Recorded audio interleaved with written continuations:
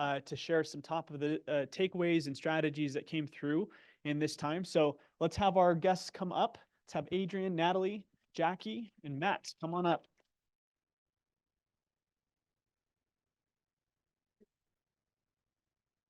I can take it. Thank you.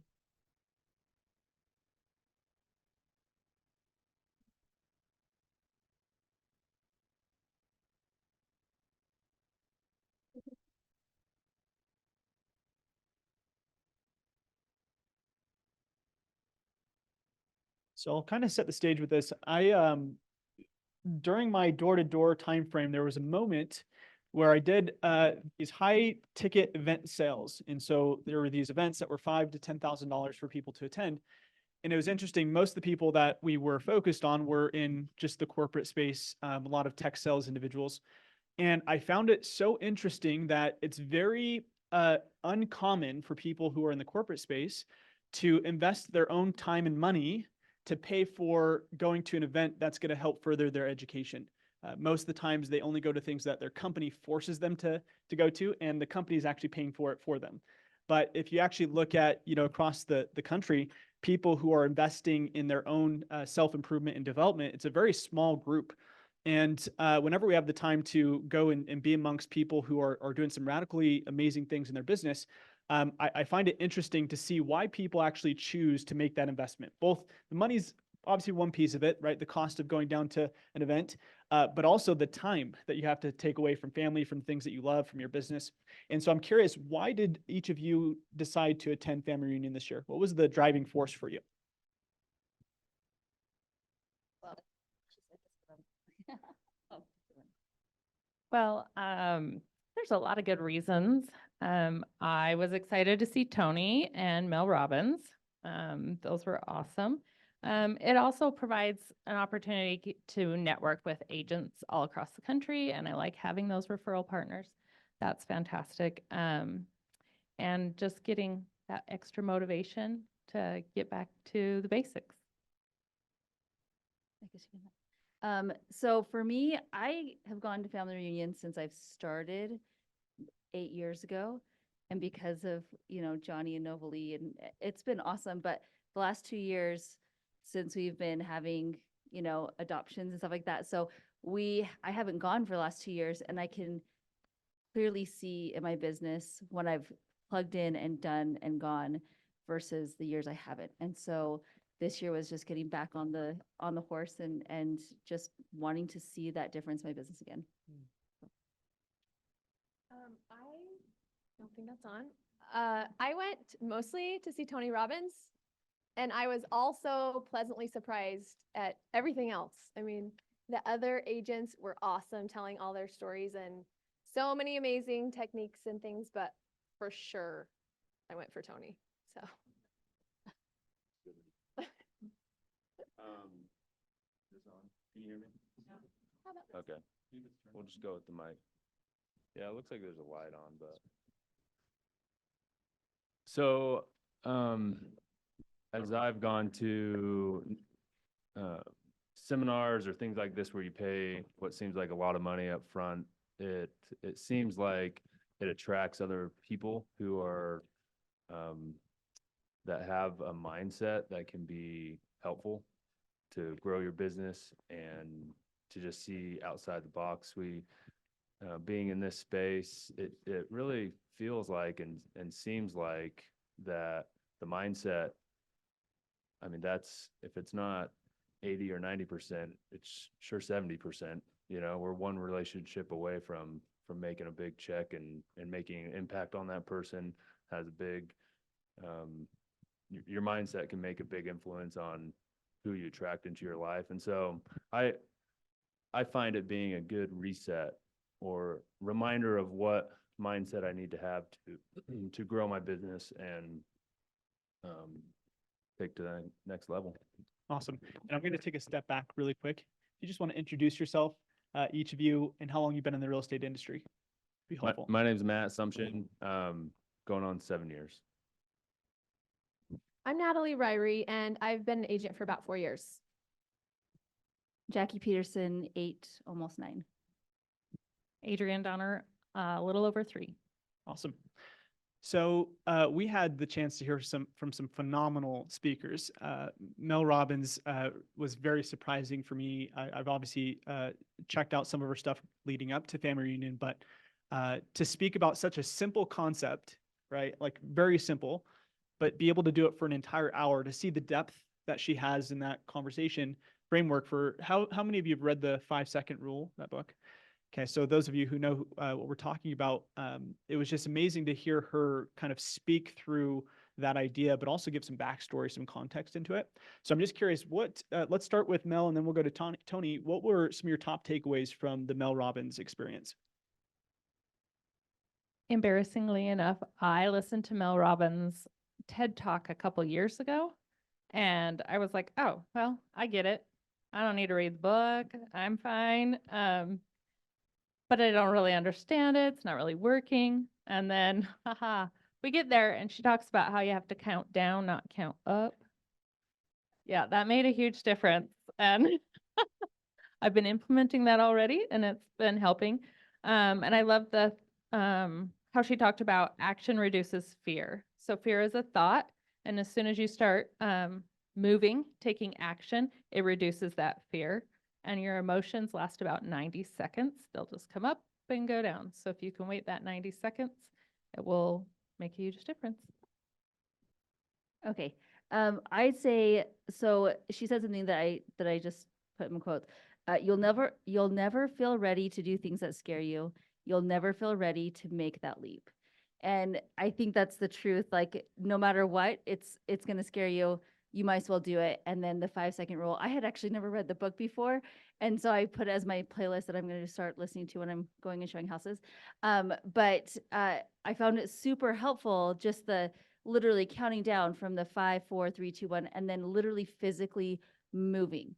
I had heard of that before, but like the actual physical movement, like already sets your body in motion. And so for me, it was like almost like aha of why don't I move? I've done the 5, 4, 3, 2, 1 before, and I count down from 3, 2, 1 to my kids like every day, 50 times a day.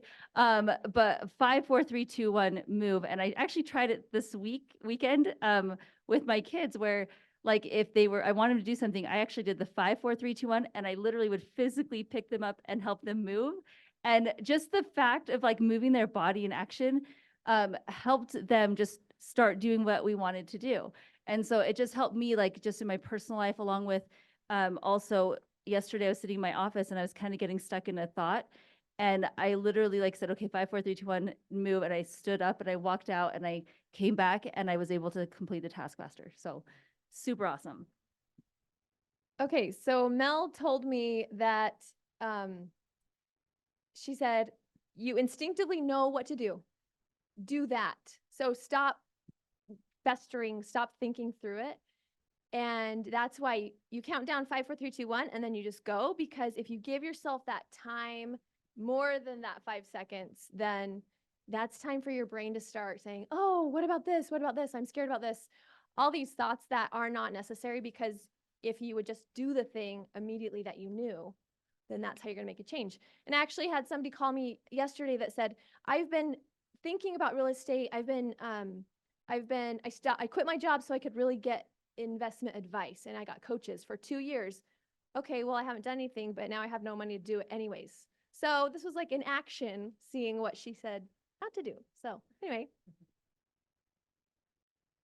So Mel is a very talented speaker and she's great on stage and she's also great in person. This is the first time I'd seen her, but what she was talking about, this 5, 4, 3, 2, 1 was a little oversimplified for me when I heard it. And granted, I did come in a little late and I was like, oh, cool. Like that's neat.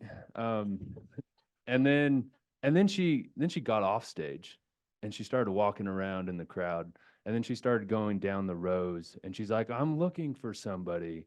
And some people raised their hand like, no. If you're raising your hand, you're not it. And she like walked around and she was looking for someone who's terrified, like absolutely terrified. And so she's going down the rows, she's looking and she's like, oh, hello. And there's this lady that just has her hands like in her head, like just like crunching the ball, like, you're perfect. And she's just completely terrified. And I guess long story short, and this is kind of what hit home to me, like seeing this in action. She invited this lady who is just completely terrified of this situation on stage and to open these envelopes. And the first thing was, you're coming on stage. You're coming on stage. And Mel's like, well, hey, in life, we all have choices. Do you want to come on stage? And of course, everybody's like, yeah, do it. And she's like, okay, I'll do it. And then on stage, Mel asked her, so how are you feeling right now? And instead of it like being crazy, it came down a little bit. I think she was like a 10 plus. And then it was like on stage, she felt like what was like a 9, a 7. And then she opened up the next envelope, and the next envelope was sing a song on stage. How many people were there? Like 20,000. She's like, look, I'll make it easy. Happy birthday. Everybody whose birthday is, stand up. And we're singing happy birthday. And so after singing happy birthday, Mel asked her, how do you feel? She's like, I feel better. You know, I feel like it's not as hard. And then anyway, so that situation in a nutshell just kind of like opened my eyes of like, okay, I get it. Like that's what it means when someone asks you to do something that's just like, I'm curling up in a ball. Like I don't want to do that. And for me, she said a lot of times when we walk into a room, the first thing you look for are your friends, right? And she encouraged us to find the first person that you see and introduce yourself. And for me, that hit me because I'm like, yeah, I totally do that. When I walk into a room, I look for my friends, and going up to a stranger and saying, hi, I'm Matt, is like, you know, it's a little bit of a stretch for where I'm at right now for whatever reason. So it like that oversimplified 5, 4, 3, 2, 1, and that analogy, or I mean, actually in action, seeing that help me understand how to overcome fears or obstacles. Yeah, that's awesome. Thank you all. I think there's a simple quote that says, if you do what is easy, your life will be hard. And if you do what is hard, your life will become easy. And I think this principle really drives that home, which is like, there's a lot of things we don't want to do. Like how many wants to just wake up and prospect and call their clients and all those things we know we need to do, right, to run our business, but it's not the easiest thing. And so this is a little mind hack to really help with that, of just counting down 5, 4, 3, 2, 1 and make the move. And what happens over time is you start conditioning your whole physiology into action. And so using that as a strategy can definitely help. Sure. If I can add, she said something about expecting the hesitation or the discomfort, and that was interesting too. Because if we just know it's going to be uncomfortable, it's all of a sudden the sting kind of goes away a little bit of like, okay, I know what's going to happen here. Yeah, it's great. Awesome. What about Tony? What was your top takeaways from the Tony Robbins session? For Tony's made a big impact in my life. I've been to several of his events, and the top takeaway was a reminder of state. So our state is vitally important to our daily success, our goals, how fast we accomplish. Which, by the way, if you were there, you had an experience of what it was like to be in peak state, and a little uncomfortable if the people next to you weren't playing full out, because he had you up yelling, you know, just like, so it almost felt like a dance party. And then when you sat in your chair, he's like, now don't just slouch, like put even more energy. And so we were like, you know, going crazy. And it's interesting because I feel like, especially today's environment, there's kind of like a frowny face around peak state. And peak state just means like you're vocal, you're energetic, you're willing to share, you're all in. And I think a lot of people can I don't know, there can be some naysayers of like, that's rah stuff. Like that's yeah, like that doesn't work, you know, that's just pump up. But it was fun to have that reminder of that peak state is vital and important, which by the way, maybe we have a little peak state before sales meeting. You guys are open to it. It's one of those 5, 4, 3, 2, 1 things for sure. It can be, but that was a great reminder for me. Tony said, focus on what you have, not focus on what you don't have. And I want to show you really fast what Tony did, because you guys all look sort of bored. So anyways, I think you guys should let's do what Tony did. Stand up, everyone stand up. And I love dance parties. Matt Assumption just said, it's kind of like dance party, but I said 100%. So everyone put your hands up super high up in the air and say, I will say it bigger. You take me places that tell me I you keep chase me. That's okay. My decisions. There's nothing So that's what Tony does, and it's awesome. Awesome. We just found a new role on the staff here at KW, so KW welcome cheerleader. Natalie to the team. She will have you do stunts, just saying. Actually, one of my favorite things was watching Novalee and her husband feel really awkward, but also still do it. And I loved it, especially the part where they had people hug strangers. Randy, if you know Randy, he just sat there even like tighter in a ball. And so, you know, it was just the best thing to watch. That was one of my favorite parts. Actually, I'll say, I will honestly be honest about this. I actually typically just have only seen Tony Robbins on like just little clips, and I have not appreciated him before. I actually think of him as like super rah-rah, not my style, a little too out of control. And so I was kind of interested to see how I would take it this little round. And going into it, I will say he did just have surgery, so he was in a lot of pain.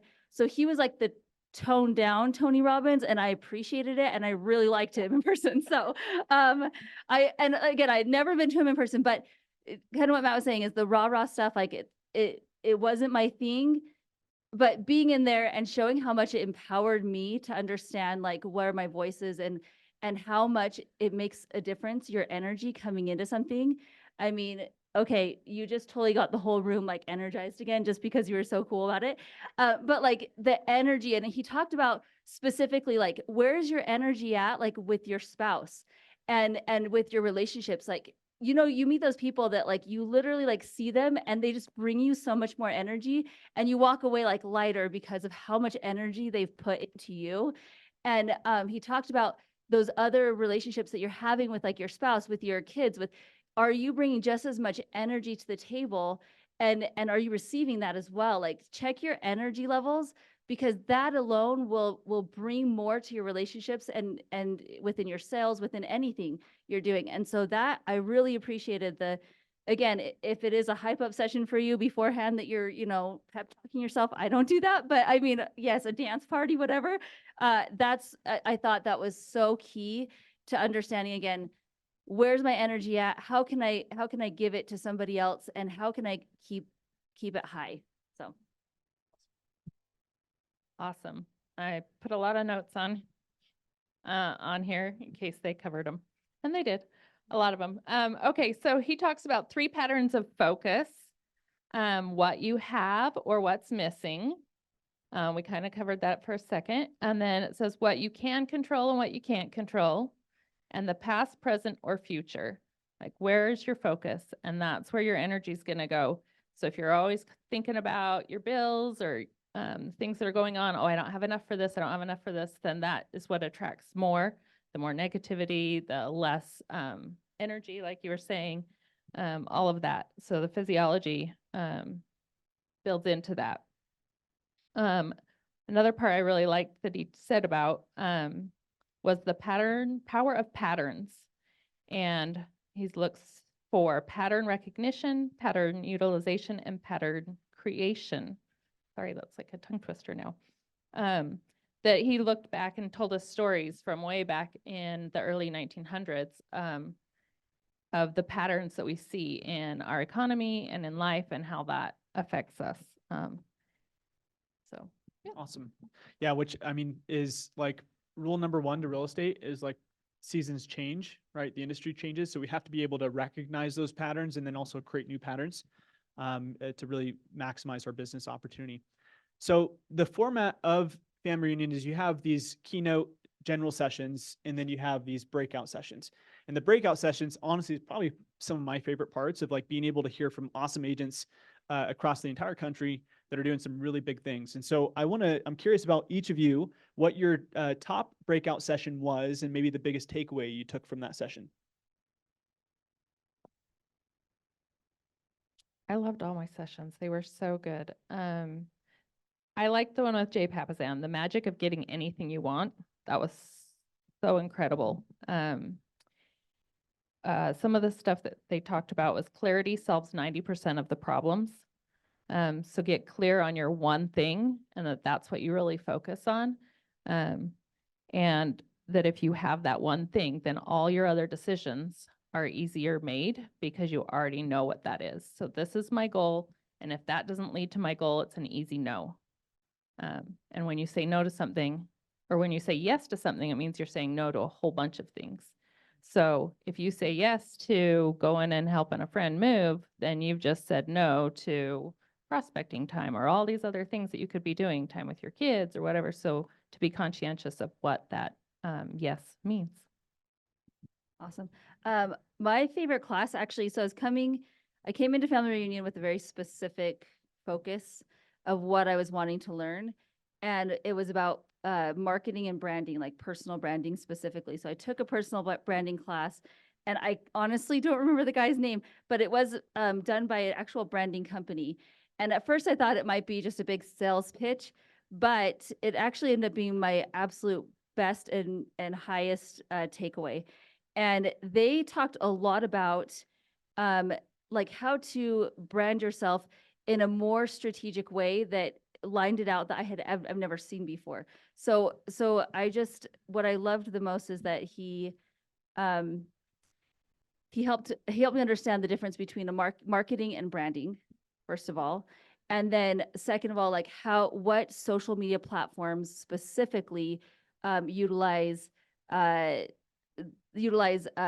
content versus picture content and so he laid it out really, really well and was super, super helpful.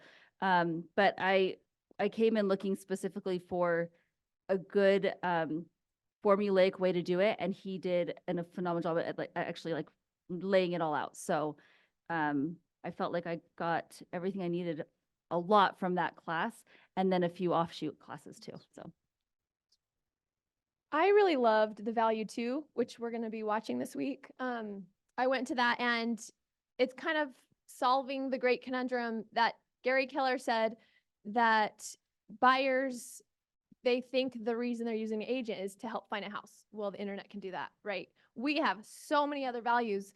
And so that Value 2 class is helping remind us about how vital it is to be expressing all those parts of our value to our clients.